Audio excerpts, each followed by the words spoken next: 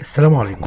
يمكن الواحد والله من اول امبارح وجواه شعور رهيب بالحزن من اللي حصل في شارع محمد سالم متفرع من شارع نصيب، بعد كشري ابو سمره تحديدا. الحريق اللي كان صعب جدا وكان صادم للجميع، خصوصا الاحساس بالعجز وان محدش عارف يعمل اي شيء، خصوصا الحريق في الدور ال11 وكانت الاحداث متسارعه جدا ومفيش ثواني، والنار مسكت في الشقه كلها عموما.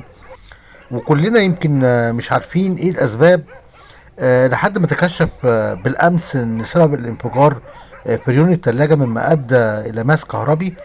اللي الحريق راح ضحيته 3 من خيرة شباب المنطقه، وهم استاذ طه محاسب ببنك الاسكندريه بالمعاش وزوجته استاذه نوهير، معروفه برفقها لكل حيوانات المنطقه، كرست كل حياتها للعمل الانساني.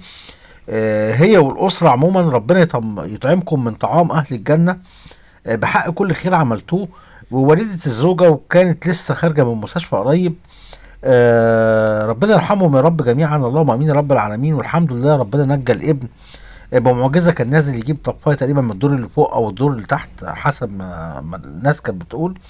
بكل اسف القدر كان اسرع، ومش هنقدر نقول اللي ما يرضي ربنا، لله ما اعطى ولله ما اخذ، وانا لله وانا اليه راجعون. ربنا يصبر قلبه يا رب هو وعائلته واحبائه. الاسره معروفه برفقها للحيوان والصله الطيبه بين اهالي المنطقه. وبصراحه عجبني اول مبادره اللي عملها الاهالي لعمل وديعه لابنهم، خصوصا لانه لسه طالب في الصف الثاني الثانوي التجريبي، والشقه كل محتوياتها احترقت تماما.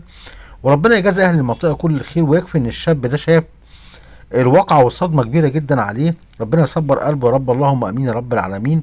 وربنا يا رب يغفر لهم ويرحمهم ويجعل مثواهم الجنه، اللهم امين يا رب العالمين.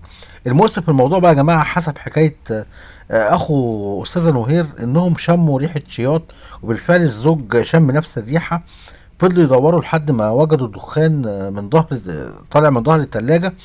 فصلوا الثلاجه وفصلوا الكهرباء، ومفيش دقايق والحريقه ولعت. وخرجت الدكتوره نوهير واستنت الزوج ووالدتها يخرجوا، محدش خرج.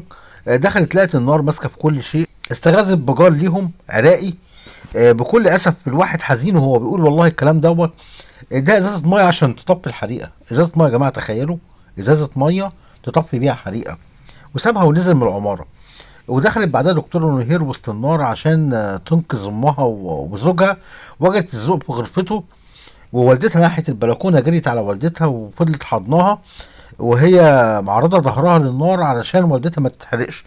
وبكل اسف ربنا ليه كلام تاني، ودخل اخوها بكل اسف بعد الاطفاء، لقى ال3 في حاله تفحم، والشقه في نفس الحاله متفحمه. ربنا ما يكتب على حد، وفي النهايه ما نملكش غير اننا ندعي لهم بالرحمه، ويا رب يكفينا شر فواجع الاقدار وموت الغفله، وما توريناش حاجه في اهلنا واحبابنا مكروهه.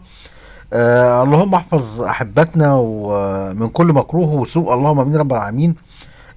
ربنا استودعناك ارواحنا وارواح من نحب. ربنا يكفينا شر كل ذي شر. اللهم اغسل قلوبنا من الضيق، ولا تحملنا ما لا طاقة لنا به وما لا نطيق. واكفنا شر ما في الغيب. اللهم اكفنا شر مصائب الدنيا وتقلب حوادثها. اللهم اكفنا شر موت الفجأة. اللهم اكفنا شر أذى الدنيا. اللهم لا تفجعنا في أهلنا وأحبتنا. اللهم باعد بيننا وبين فوجع الأقدار كما بعدت بين المشرق والمغرب، واحفظنا فأنت خير حافظ يا الله. اللهم احسن خاتمتنا، اللهم امين يا رب العالمين. وفي نهاية حديث يا رب، ربنا يرحم أستاذة نوهير وزوجها ووالدتها، وتعزينا لكل أهالي أهلنا في المنيل. شكرا جدا لكم على المتابعة. السلام عليكم.